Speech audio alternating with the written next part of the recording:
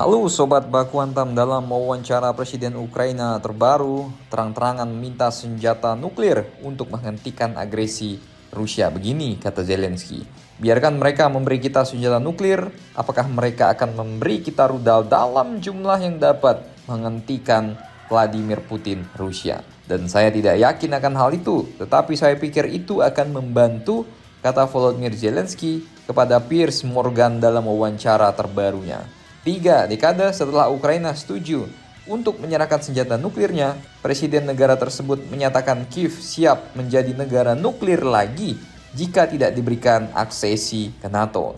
Kalau tidak, rudal apa yang bisa menghentikan rudal nuklir Rusia?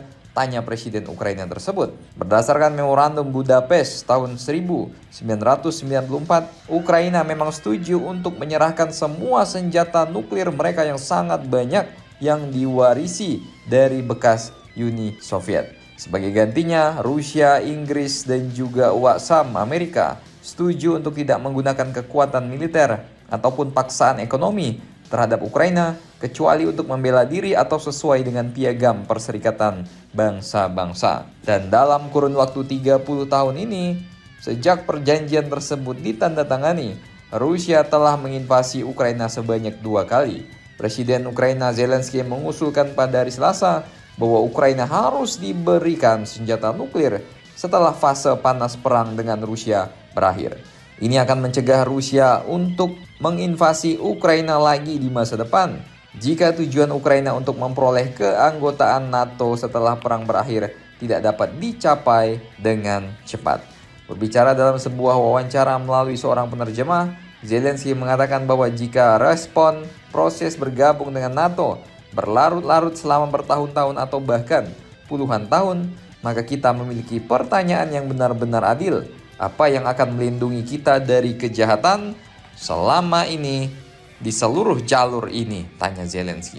Ini memang bukanlah pertama kalinya Zelensky membuat saran seperti ini. Pada bulan Oktober 2024, ia mengatakan Ukraina membutuhkan keanggotaan NATO ataupun senjata nuklir untuk memastikan kelangsungan negaranya, yang menyatakan preferensi yang jelas untuk keanggotaan NATO. Jadi misal Ukraina jadi masuk NATO kemudian tiba-tiba diserang, ya otomatis ya sudahlah perang dunia ketiga dimulai. Atau kalau Ukraina diberikan senjata nuklir yang digunakan untuk menyerang Moskow, ya itu juga bisa jadi perang dunia ketiga, bos. Jadi bagaimana menurut kalian, apakah ini cara terbaik bagi seorang pemimpin untuk mempertahankan negaranya? Ya kita juga harus salut sih sama kemampuan Ukraina menahan Rusia, itu nggak mudah, bos, ya kan.